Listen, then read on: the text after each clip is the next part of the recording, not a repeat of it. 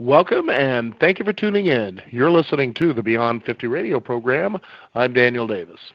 Again, on our program, we want to bring up something that I know affects just about each and every person alive today, and that is the idea of money. How can I get more of it? Am I earning enough? Am I ever going to be able to get ahead and actually feel the prosperity that I so often see people outside of my world experiencing? But here's an interesting thought for each and every one of the listeners out there today.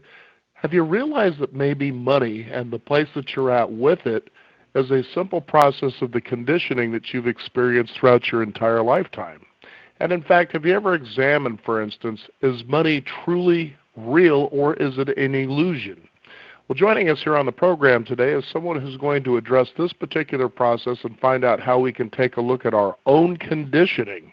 And I do mean that adamantly, our own money conditioning, to find out the patterns that got us to where we are and how we can move beyond those patterns to the places that we believe we want to be. Hence, believe we want to be. That's another thing that people need to actually begin to question as well. Do I believe that I want to be out there driving a sports car, doing mad trip, jet excursions all over the world to find out those special places that I could go to at the drop of a dime? We'll explore all of these. The book is Money is an Energy Game, and joining us here on the Beyond 50 radio program today is an internationally recognized business, economic, and personal astrologer, as well as a speaker and author. She's also been co-author of the book that we're about to talk about, Money is an Energy Game. I'd like to welcome to the Beyond 50 radio program today our guest, Madeline Gerwig. Madeline, thank you for joining us here on the program today.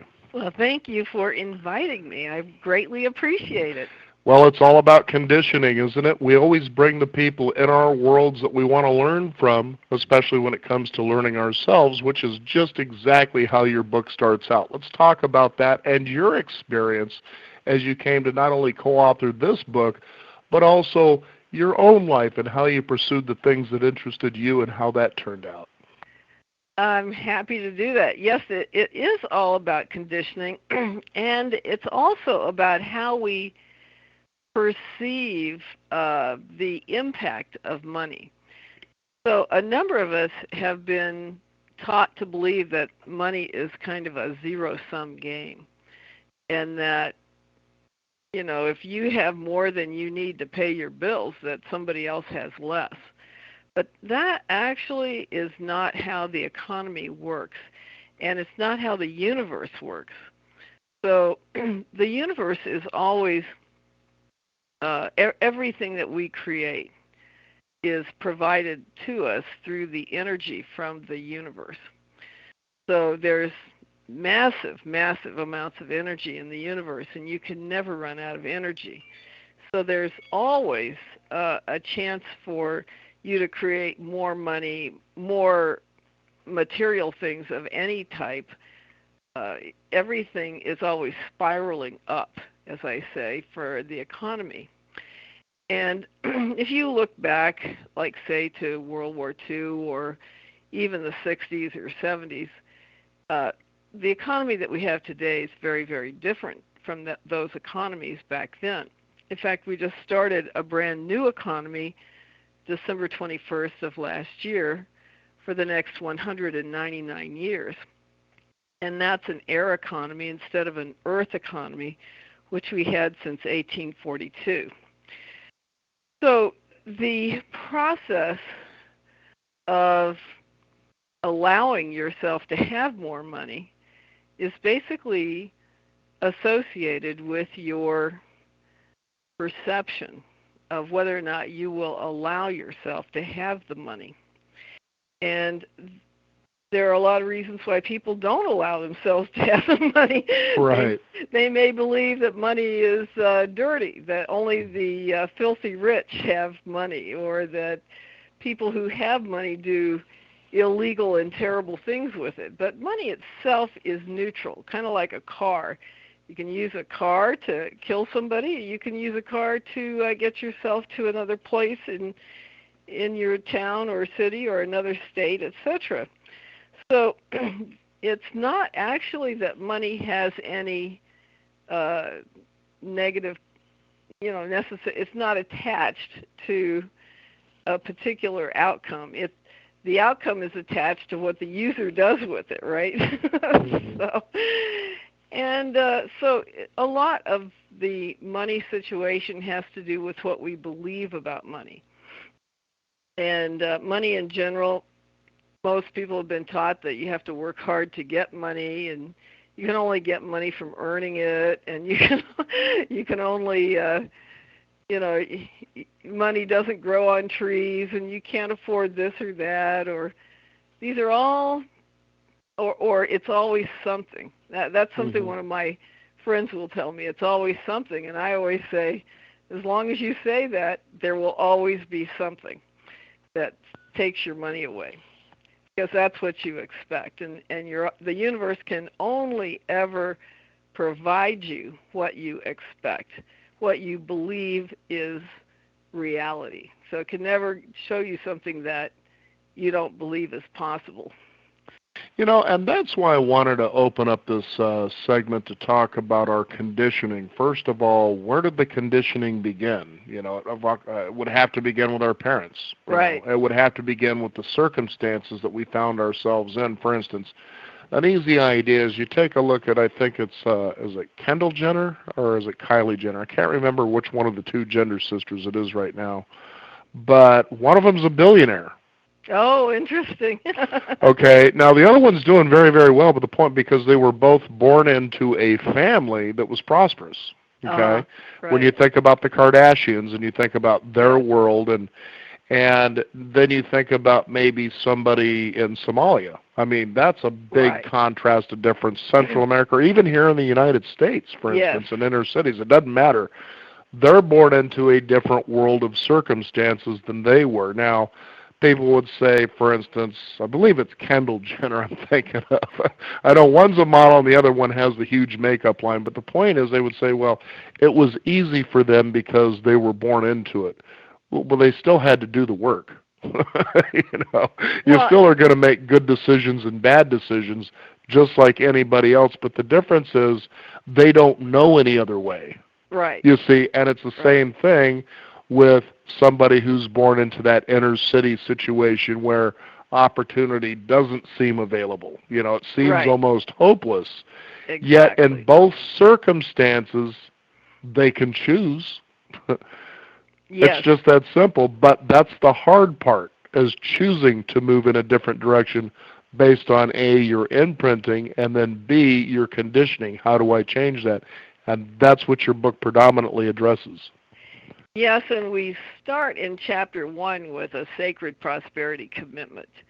After we cover a lot of these issues and give everyone an opportunity to choose to go down that path. And we hope that everyone will take that sacred prosperity commitment and continue to read it for at least a month every day so that they get in their mind and their body. It takes time for your beliefs and your thoughts to get into your cellular structure, but it does happen over time. So we recommend everyone to start by taking that sacred prosperity commitment. And then in the second chapter, we actually give people an emotional freedom and healing release, which they can get online for free. So the book has a very high value attached to it because the emotional freedom and healing release we sell separately on my site for $25. But we give it to everyone who buys the book for free. And this is a way that people can release negative patterns, negative beliefs, negative emotions associated with money and prosperity. All the things about not being able to either deserve it or have it, for any reason, we work on releasing those through that process so that people can move forward and stop putting out a vibration to the universe of scarcity. So those are the first two things we do to get people on track for choosing prosperity.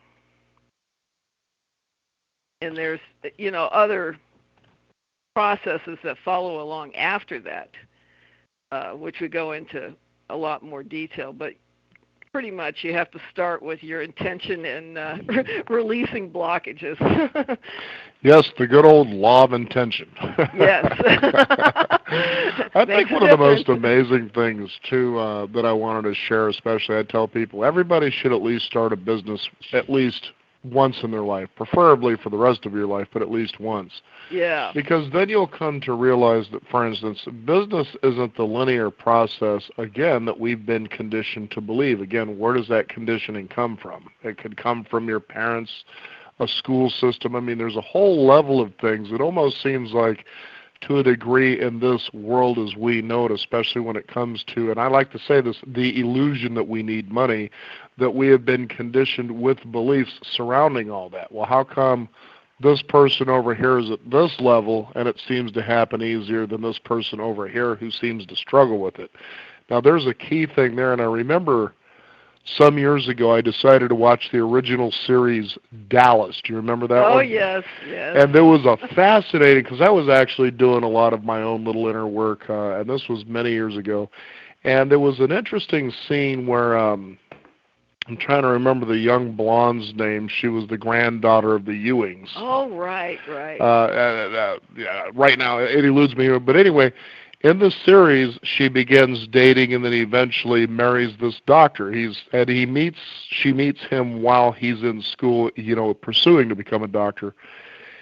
And he was frustrated. And there was one scene they show him talking with someone, and he says, I just don't get it. It's like for her, it just seems like things just fall in her lap. It comes easy. And then here was the statement he said after that, and it caught my attention. And this is for the listeners out there, so pay attention. He says, for me, I always thought, getting nice things, and so forth, that I was of the belief that I had to work hard for it. Yep. You see, so let's go ahead and address that one, because I think a couple of things fall in mind. A, we learn that money, or at least attracting money, is painful, that it's a painful, drudging process for many of us. And unlike the Jenners, they grew into that, so they didn't see that as a painful process. It was something to be pursued. You see the difference? Yes. And so if I didn't experience that pain and that hard work and drudgery behind the nice things that I want, then it isn't worth having. Yes, and that's a very interesting point, because I was actually teaching prosperity training to a group of people at a club that, was meant for well-off people. And one of the guys came up to me afterwards and said, I don't want it to be that easy. because we actually teach people that you really cannot make more money by doing more action when you're out of alignment with what you want. When I say you're out of alignment, I mean that energetically you're out of alignment. You're in stress mode. You're angry. You're upset. You're depleted energetically. You're tired. You're exhausted. You can't attract money under those conditions. You see, money has a high vibration, and you need to be in a high vibration in order to attract money. So this idea that money is hard to get, or that you have to work hard to get money, you see, that is actually putting people off track. It's not that it has to be hard, it's that you have to be in alignment so that you can attract the money. And you can do a lot of action and constant do, which is basically do, right? Sure. Why not? And you can do a lot of that and be out of alignment by being exhausted or upset or stressed. And you're only going to get a small percentage of the money that you're chasing. Mm-hmm. You see, because you're focused on the lack.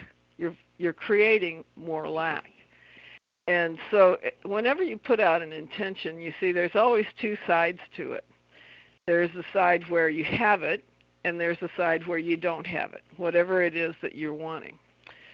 So if you're focused on, I don't have it and I need to get it, guess what you're getting? Yeah, you're getting that less. need. Exactly. You're getting less. Mm-hmm. Yeah.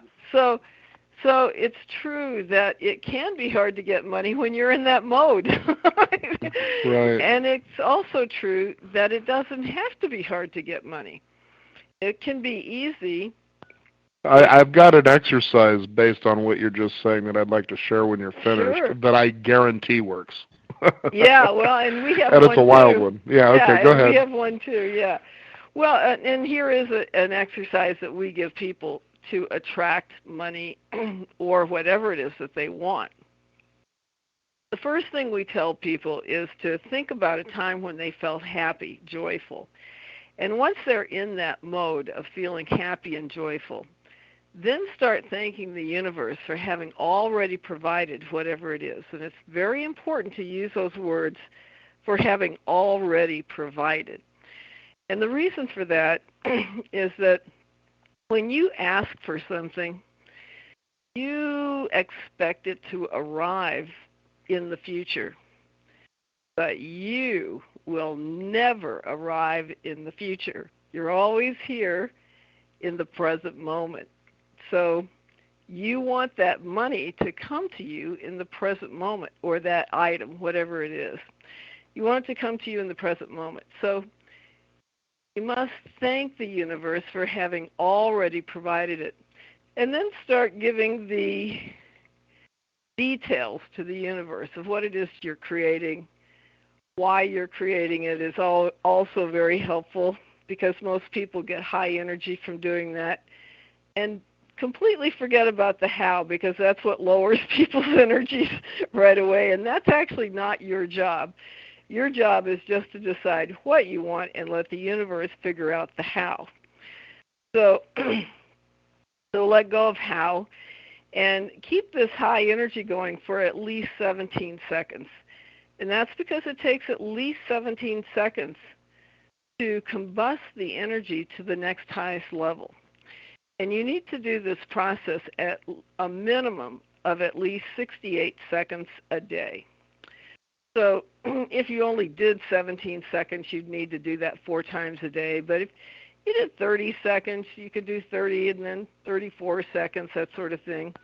And I did want the listeners to know what you're saying here is that in your book, Money is an Energy Game, that you give a YouTube video from Abraham Hicks that calls Yes. 68 Seconds to Pure Thought. Yes. And, yeah, a great video there for people. Yes, absolutely, Mm-hmm. yes. And we've used this technique to create everything you can think of. Not just thousands of dollars in money, but also we had a guide who worked for our company whose home and town was threatened by the largest fire in their state. So we worked as a group on creating safety for her home and the town.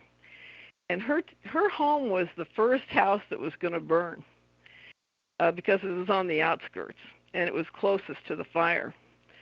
So we continuously thanked the universe for providing safety for her home and the town. And of course the town was evacuated. And when they were allowed back, there was a fireman still there at her home, and he said that the fire had come up the ridge to within a quarter of a mile of her house, and then it turned around and went the other way.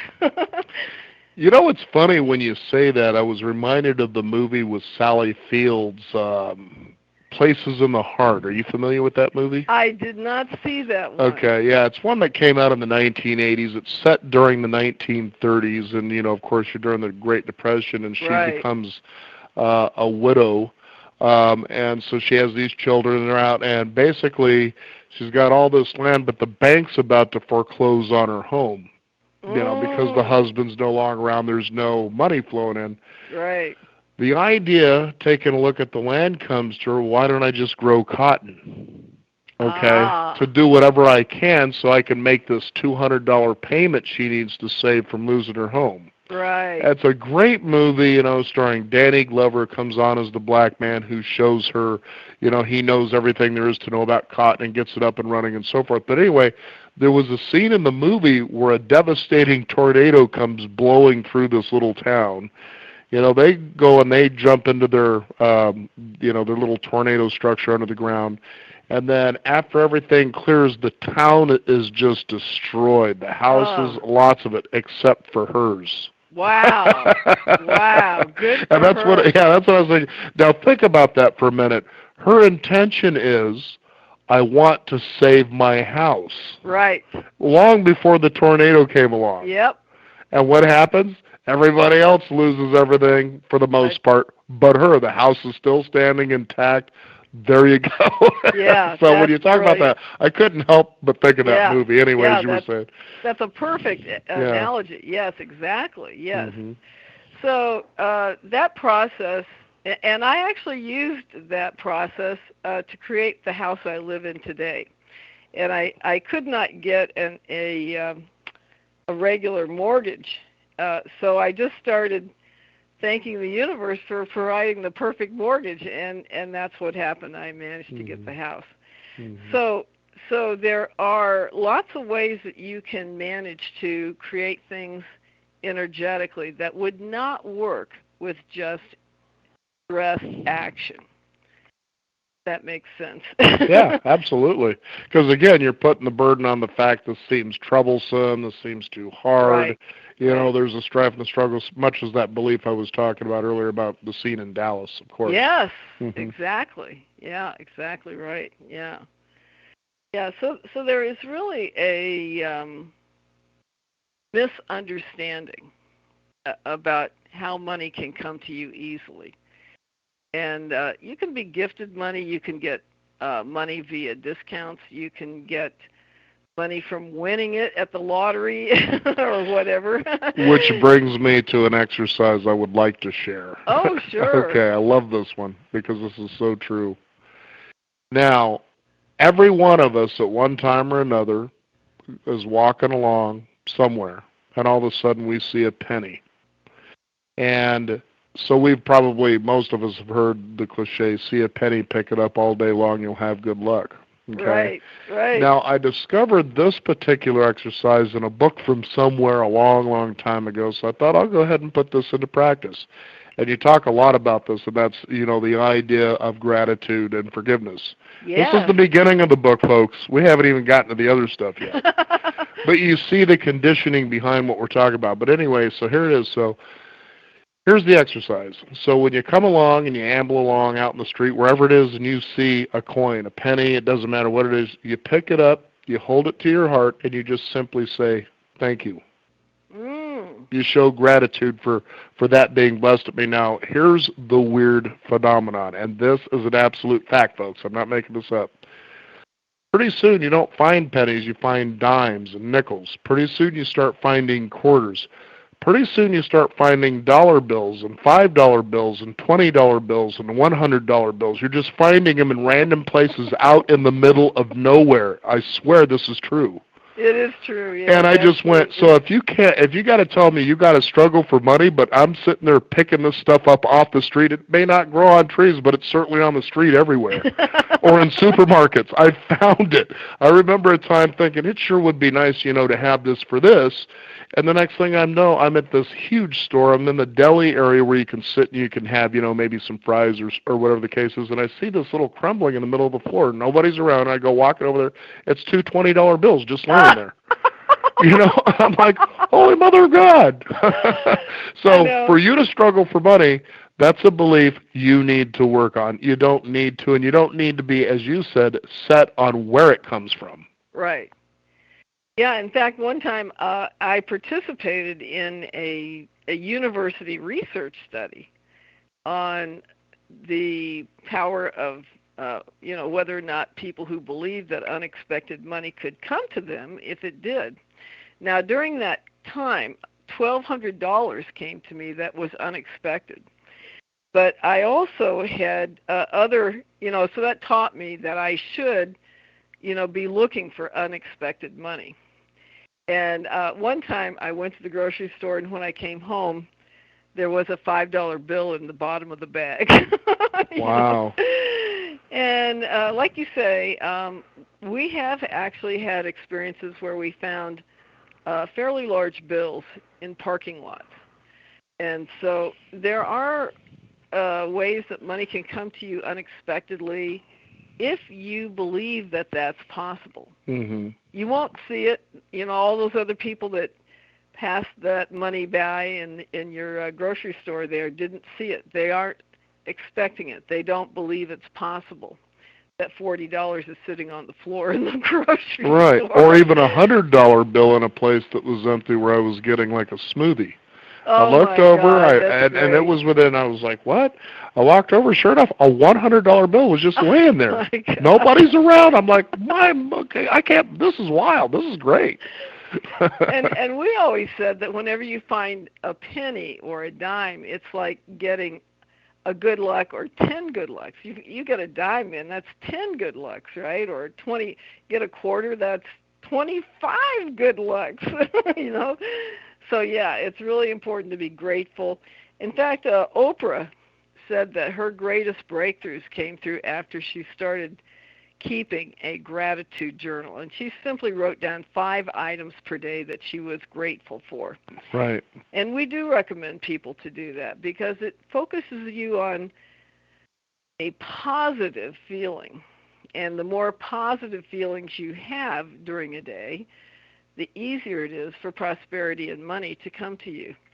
And I just want to mention that prosperity includes more than just money. It's an abundance of supportive friendships, a job that you love, or work that you love if you're self-employed, um, and just that you have whatever you need when you need it, or when you want it to show up. It's not a life of struggle. It's a life of feeling confident that the universe has your back. Right. And so it's more than just money. Money is only a portion of it. And so it's important to keep that in mind because a lot of our wealth comes from the support we have from friends and colleagues and our work and so forth, our home life and so forth. So it's a completely it's a big sort of breadth to what prosperity is. And it's much more than just money. But money is a very important part of it because it Sure. gives us options, right? Mhm. Yeah, it gives us options. Now, what I'd like to do now, because you bring up something that you talk about pretty reasonable, fairly in your book, and that is the idea of trust and the way we look at that. Like we don't trust, for instance, that we're just going to find money dropping out of the sky, or we don't Right. trust that when something comes easy to us, that there are no strings attached. Let's go ahead and address that and how we take a look at that, and maybe transform that idea. Yes.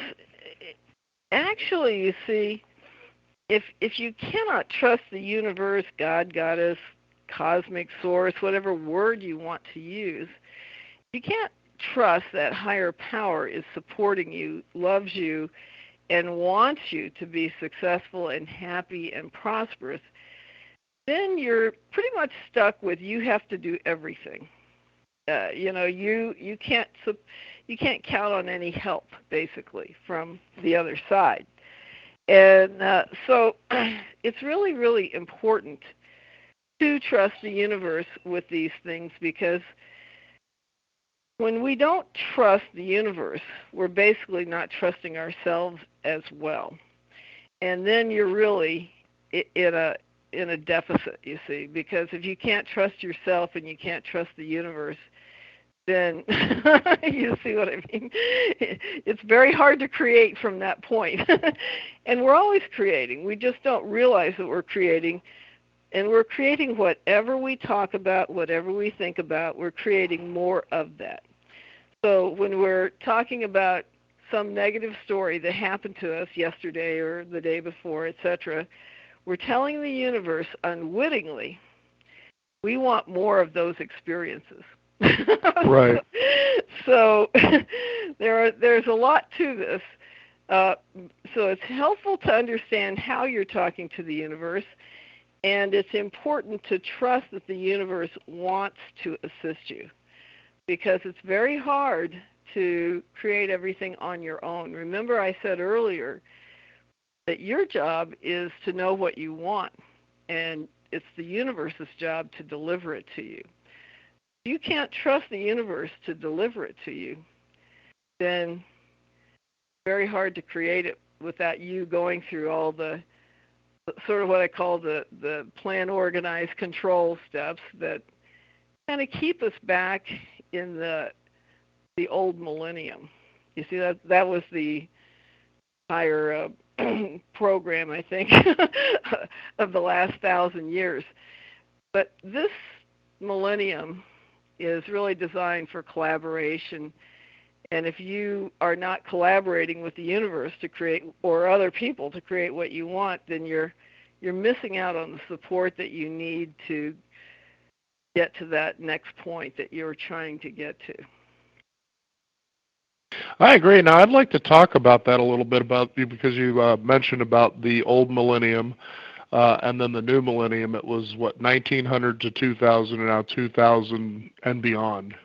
Okay, yeah. Okay, so actually the old millennium was from 1000 till 1999. And the first number there was a 1. And the first, the number 1 is all it's kind of similar to Mars in astrology, in the sense that it's based on self-reliance and going out to get what you want and conquer other worlds if you need to, and so it's not collaborative in that sense. I mean, perhaps if somebody's on your team together, you're collaborating, but your company or your division in your military unit or whatever are focused on sort of win at the cost of other people losing, basically.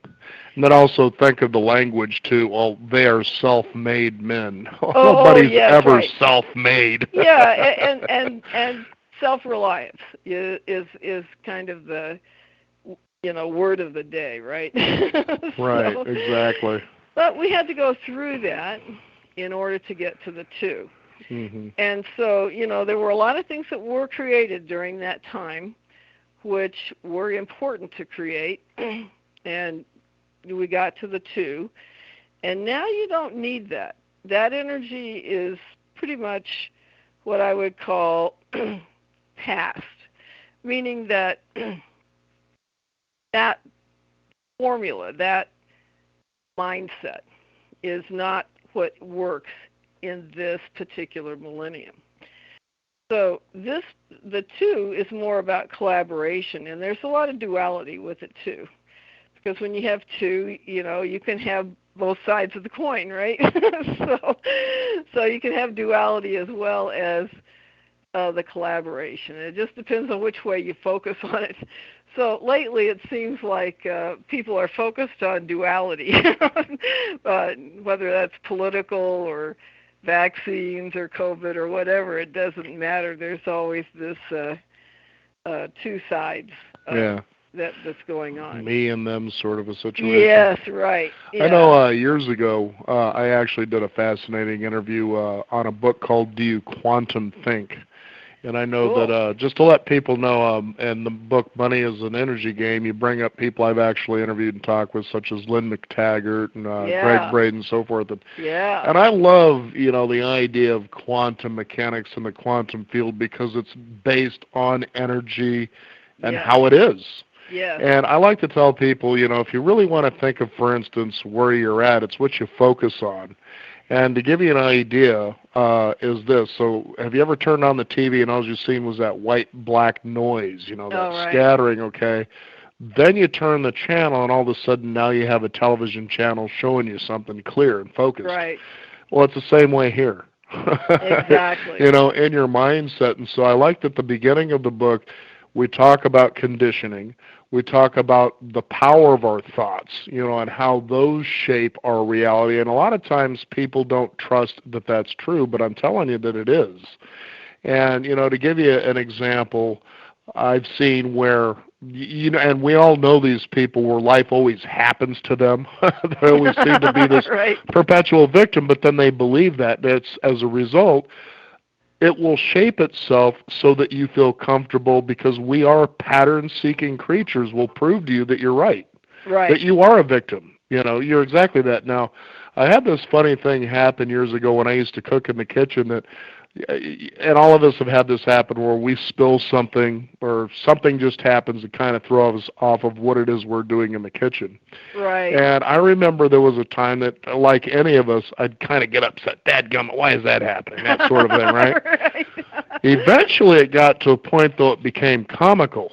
So then I was thinking, okay, so where is it going to come from this time? Where am I going to screw up and spill the sauce or whatever the case was, right? Right. And then when I did, I would actually, so that's where it's going to come from. Wow. So I was looking for the mystery of it more than anything, right? And eventually, this is so totally true, as I would laugh at it, because it would be funny to me. Like, I couldn't believe I spilled that much pancake batter all over the floor in the middle of making pancakes, but it came because I turned around and there it was. I had it in the wrong place on the countertop, right? But I would laugh about it. And here's the weird thing. In time, those things weren't happening anymore. Right, because you weren't upset about them. Right. So that's what I mean, and about this whole thing, and so it's pretty wild. Yeah, one of the things that I learned from Greg Braden years and years ago was that time encapsulates all the possibilities. So it's as though in the depth of time, every prayer that you've ever prayed, the outcome to those prayers, or all of the possible outcomes to those prayers, are already contained in the depth of time. And what happens is that as you focus on whatever one you think is going to occur, you pull that one into reality, into physical reality. And I thought it's a great way of understanding the concept of quantum energy, because all of those different possibilities are out there sort of floating around, and as you focus on one, that's the one that happens. That's the one that gets created. As you turn the television channel. Yeah, exactly. Mm-hmm.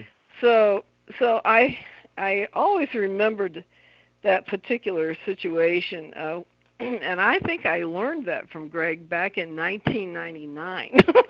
Wow. Yeah, a long time ago. And it completely changed the way I perceived possibilities, you see, because then I understood that I was pulling in the one possibility that I was focusing on.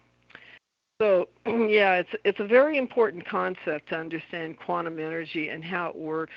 And we do cover a lot of the science behind quantum energy in our book so that people can understand some of these concepts. And we diligently worked to make them accessible to non-science people Right. so that they could understand these ideas. Yeah. So, yeah, great concept about Well, and it was funny because I kind of got off track there because I was actually talking about the book Do You Quantum Think, and what she and her husband had laid out in the book, because I thought it was a great way to look at it actually, is because we tend to ask questions from a dual concept, because you were talking about duality earlier. Yes. And she says, but in the quantum world, you no longer ask questions. It isn't an either-or situation. Right. It is a whole situation, and I'm still working on it. How do you ask questions like that? Where there isn't an either-or. If I do this, will I have that situation, versus you get the wholeness of the whole thing, which, a lot of times, as you talk about in the book, Money is an Energy Game, is that also people tend to have judgments behind their questioning or their reality. And it's funny because one of the, Ten Commandments is thou shalt not judge, and I think too Right. many of us think, well, you mean judging others? No, think about judging yourself Yes. and your reality, for instance. Talk about how powerful that is. Yes, judgment is actually one of the things that pushes money away from people. And unfortunately, our language is filled with words that are judgmental. And unfortunately, at the moment at least, social media is filled with judgmentalness. I So it's don't read too much of it, so I don't there are either. plenty of people in news programs that'll show me what's on Twitter. Okay, great. I don't need to be on it. So I'm not either, but we do have social media, but it is a big issue to judge yourself, to judge others, to judge other products. You see, what you don't know when you're judging someone else is what their intentions are. And somebody could kill somebody else, and you'd say that's terrible. But what if the person was trying to save their child from somebody else who was trying to kill the child or themselves? You see, so you don't know what the intention is behind an act, and that's why judging is so negative, and it lowers your energy. See, this is what we all need to understand about energy, is that when your energy gets lowered by anything, your money is less apt to come to you. So, and there's ways that money can be pushed away from you that are not as obvious. You might not get a discount for something that you could have gotten. Or you might have something that breaks down and you have to go fix your refrigerator, your stove, your computer, your car, etc., that you weren't expecting to have to do. And or the kids come up with needing dental work that you weren't planning to pay for, or whatever. sure, You see? absolutely. So those are all ways that we push money away from us, but we just think of that as being normal life. But what's normal about it is that we're in negative energy often enough that we create those situations unconsciously, unwittingly, really. And so, yeah, judgment happens to be a major hmm issue in terms of being able to bring it in. And so we ask people to watch their words. We have a whole chapter on words to choose and replace certain words with. We have another chapter just on changing your story. hmm So if you have a relative or let's say a family member, a friend, a boss who is on the outs with you or has some kind of issue with you, you can change your story about that person and start saying, this person is open to appreciating me, or this person is now waking up to what I'm trying to point out to them, or this person is finding love in their heart for me and other people. You can choose any story you like that's positive, and you only need to run it for about 2 weeks, maybe 3 weeks, and the person will actually change without you doing anything. Yeah. It's just a phenomenal way to change things without doing anything with the other person.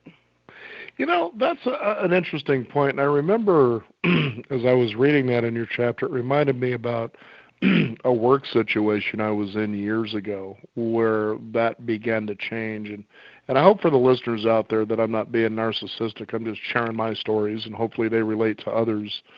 But you were talking about that in the workplace, how we tend to go into the workplace, for instance, generally with negative energy. We go in there because we realize there's these bills we're behind on. So work now becomes drudgery, where it's like we're shackled to it. Then the boss seems to make it worse for us. And then there are the coworkers, that are around us that we don't tend to like. And there's a moment that those things may be true in your world at that moment and draining your energy. We're not denying that. But you also have a choice of how you are in those situations. And I can promise pretty much anybody based on what you've been what you've written, and even from our personal experiences, that when you change that, and that's a choice you make to change that, then the circumstance and the surroundings, they do change. And when you talk about people, for instance, like you were, I started doing that. There might be that person in that work that may be, let's just call them a blabbermouth. They're always talking about other people and it drives you nuts. Well, Mhm. as a result, you're going to have tension in your body, and Right. outwardly that person's going to prove that that's true. Okay? Yes. Now, what Yes. if you could look at that person and find something about them that truly and energetically delights you? Right. Maybe it's fun that they're giving you the news and that they really believe that they're giving you positive news. You know, they just wanted that. There's somebody who likes to communicate, and so you find that, you know, it's such a treat to work with you because I get excited when I hear these stories, right? Right. Now think about just that subtle change yourself. Yes. Now that That's you've exactly right. energetically changed your inner world, That's and right. it's true because I've actually talked with other people on the program about this, and they said, those other people begin to change as a result of that. Yes. And that's the wild phenomenon. Go ahead and Yes. elaborate. Yes. They're shifting because you shifted. And this is always the most important thing to understand is that we have to shift before anyone else will shift. So other people are simply reflecting back to us our own energy. And if we want to see something different, we have to change our energy. so, Right. so when we shift, or when you are shifting your thought patterns and your emotions about any situation, um, that shifts the entire. You see, the focus shifts, right? So once that happens, then other people respond to that shift, and then they get happier, and everybody gets in a higher vibration. So, and that's what actually creates, as a group or a company or a family, this ability to bring in more money or more prosperity, however you want to look at it, more abundance. So it's we shift and then others shift, and the process just keeps going. And that's also one of the big reasons why any person who owns their own business, their energy is being amplified by every person who works for them. And it's very unconscious. Nobody really thinks about this. It's not something on their radar. Right. Mm-hmm. But what's going on is when the boss is in a good mood, everybody else is in a good mood. When the boss is in a bad mood, everybody else has a negative day, and so on. So it's a very important thing to monitor your energy. This really is the point of the book, is all the different ways that your energy is being impacted. And also, we talk in the book about the energy of the universe, which is basically the astrology work that I do. And we also talk about the energy of feng shui, which is your environment and how your environment is impacting you as well. I like that quote you have from former President Donald Trump in there as well. I don't Wasn't know that that I brilliant? believe in feng shui, but I do know that it makes me money. Yeah, I use feng shui because it makes me money. That's right. Yeah, very practical attitude about it. Well, it's not only that, but take a look at the tool itself. This tool says that this is possible. Okay, well, his attitude is, well, let's try it and see what happens. You know, Yeah, versus that exactly. idea of trust and judgment as we talked about earlier.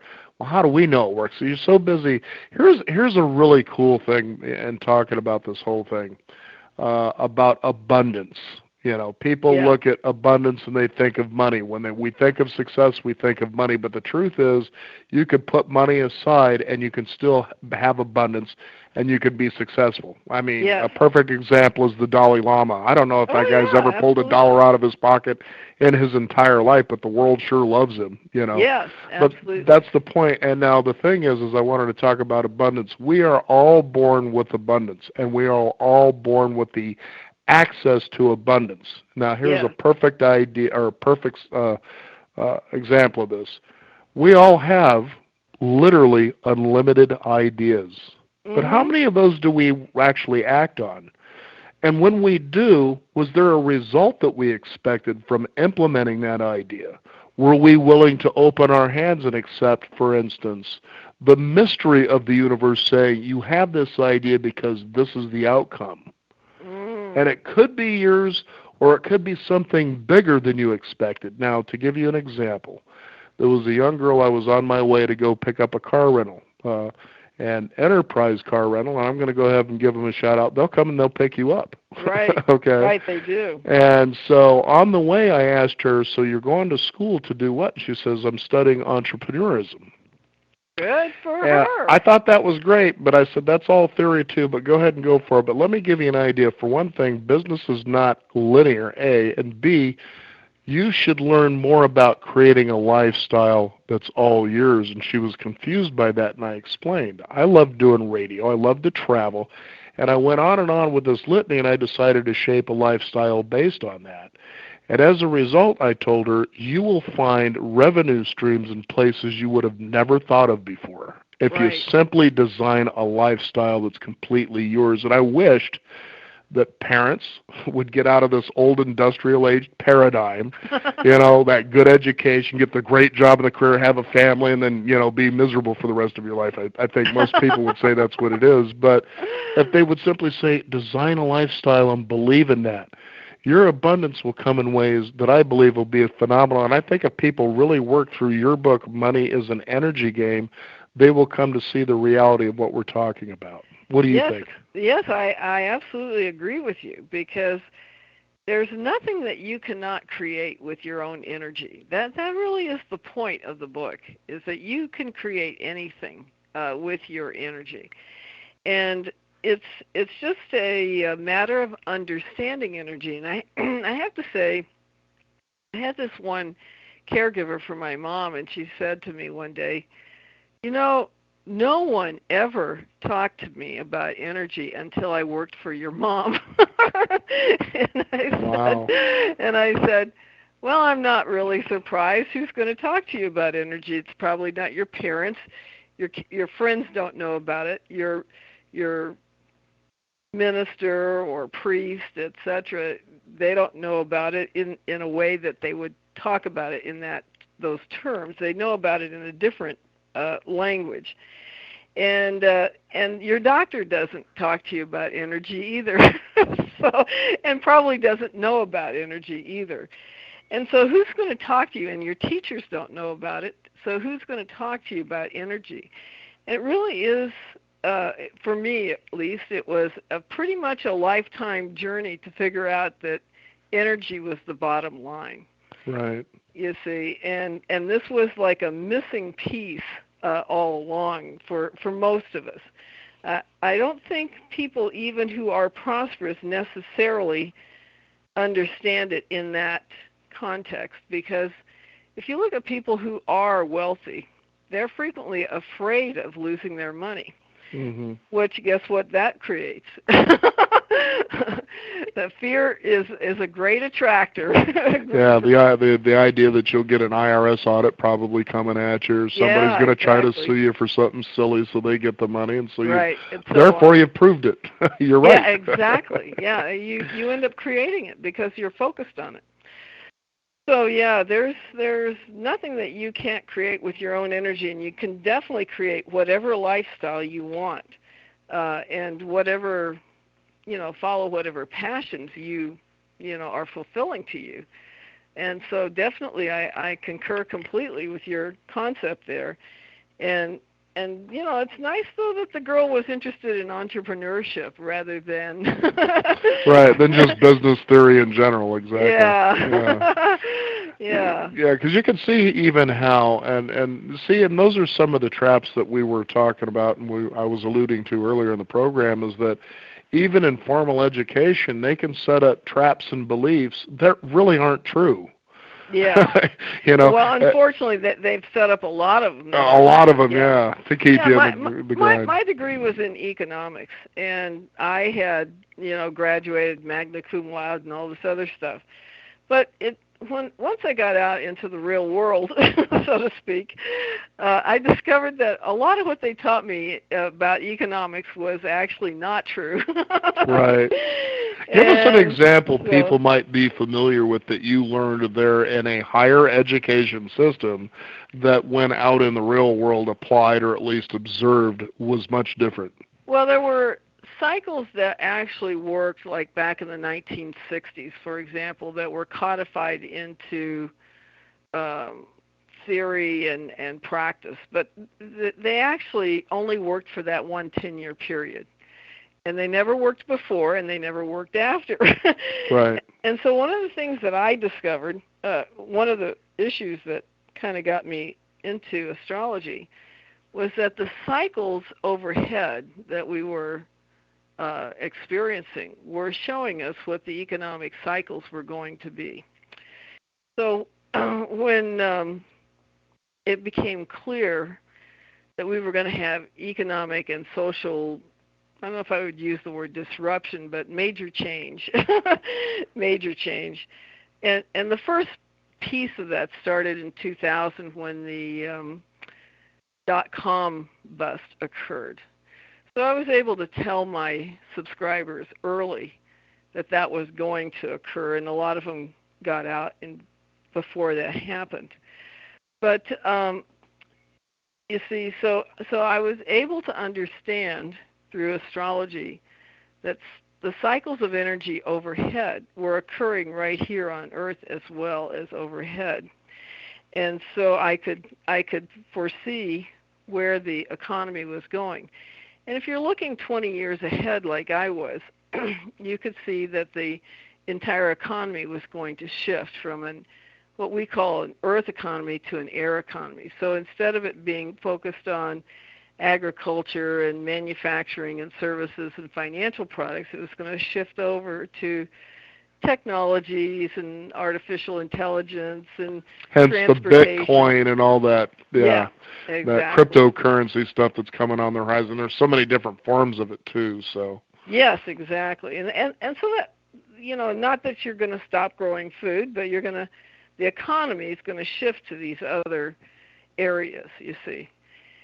And so as you shift your business over to those areas to apply those technologies to your business, then, the whole economy tends to grow at a bigger and faster rate. But it's growing from a different way than it had previously. So, and there's just a lot of things like that that are good to know about that are related to energy. Good to know that your clutter is, your paper piles and clutter are preventing money from coming to you. That's stuck energy.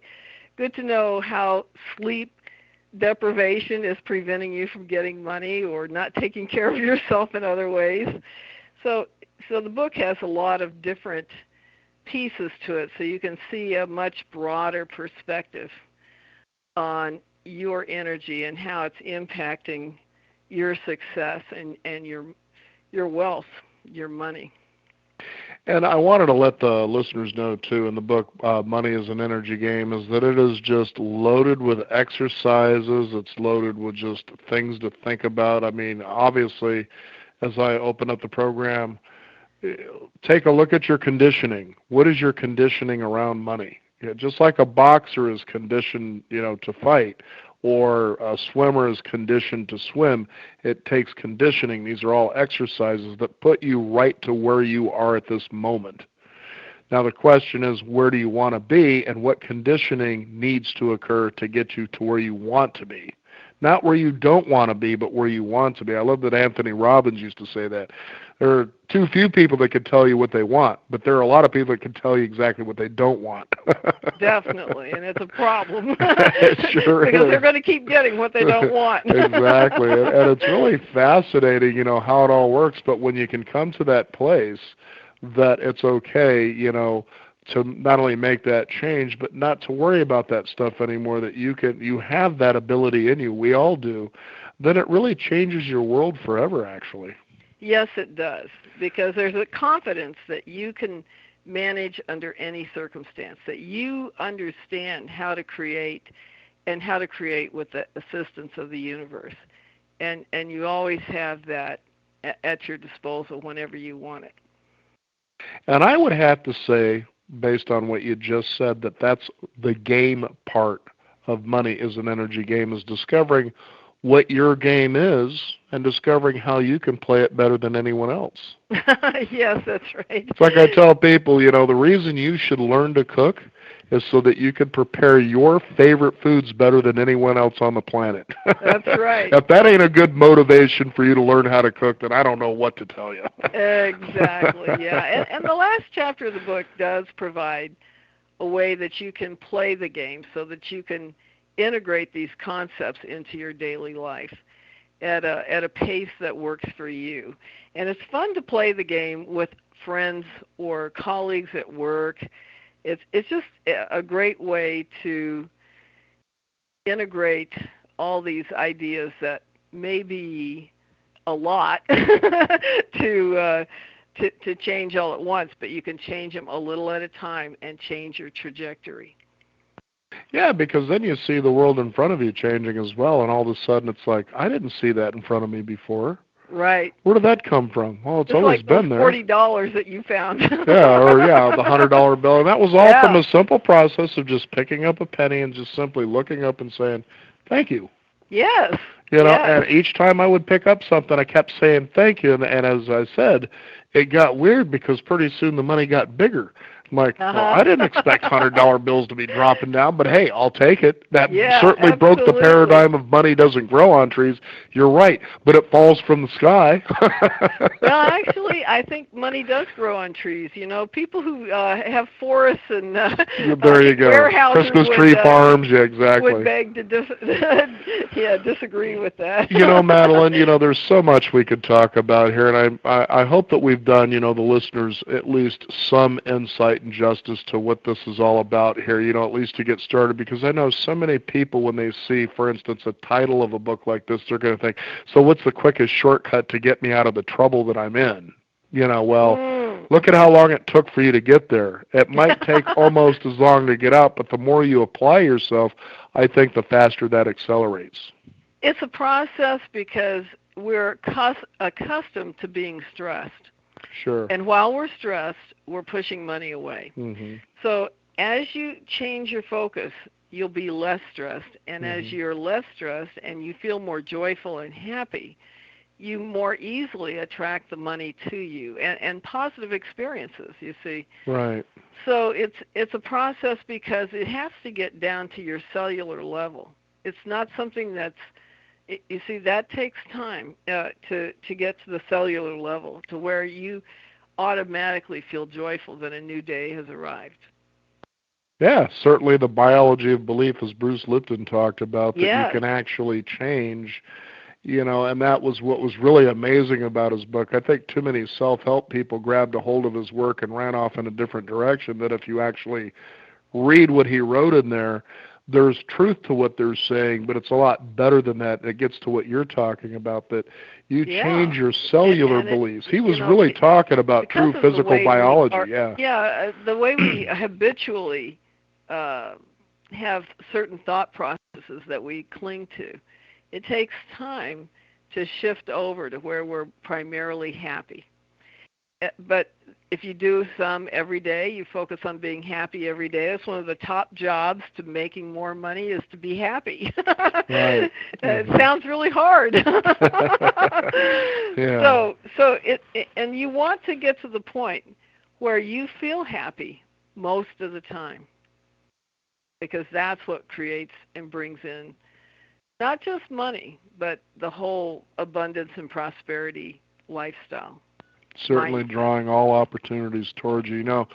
It's been an amazing conversation. I hope you've really enjoyed yourself. I'd like to revisit this again, maybe in a little bit of a different way, should you decide you'd like that to happen.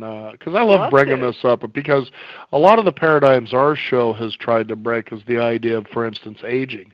Well, I'm 62 years old. How is this going to apply to me when I've got this situation going on? Well, the fact is, we've just given you some keys that it can change. If you're breathing in and out and you have the wherewithal to move forward from where you're at, you have an opportunity to at least change it. We don't know how long, but at least you're starting to change now, and that there's perfect abundance all by itself. Absolutely, yes, and I'm way beyond you in age.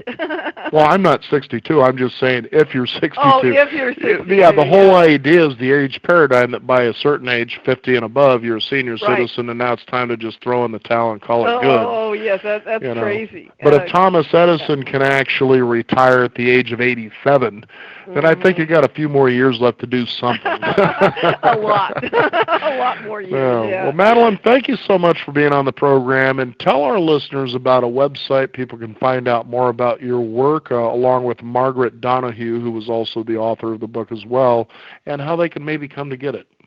Okay, our book is available at moneyisanenergygame.com, and you can get the printed book there.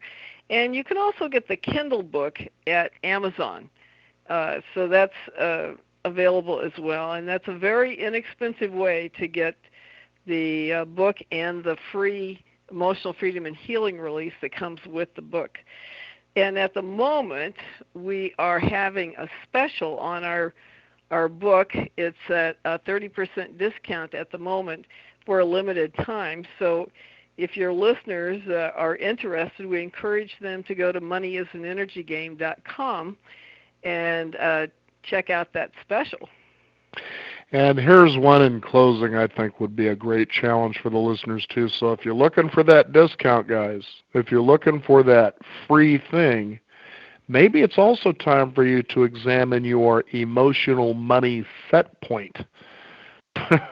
Yes. You got a whole chapter on that. That's definitely worth reading as well. Yes, that's right. Yes, and hopefully you are working on seeing a lot more money in your bank account on a regular basis. Yeah, just choose to. Exactly. Yeah. Well, again, Madeline, thank you for being on the program today. Again, the website is moneyisanenergygame.com, and you'll find everything you need to know to get started. It's up to you. Yeah. Madeline, thank you for being on the program today. And thank you for having me. We greatly appreciate it. Right on. We want to thank you, the listeners out there, for tuning in. You can find a lot of abundance at beyond50radio.com. That is the number 50. We encourage you to sign up for a weekly e-newsletter and stay up to date with what's going on in the world of Beyond 50 as well as our upcoming shows. I'm Daniel Davis. Thank you for joining us. This is the Beyond 50 radio program. And remember, wherever you are is where you should be. Have a great day.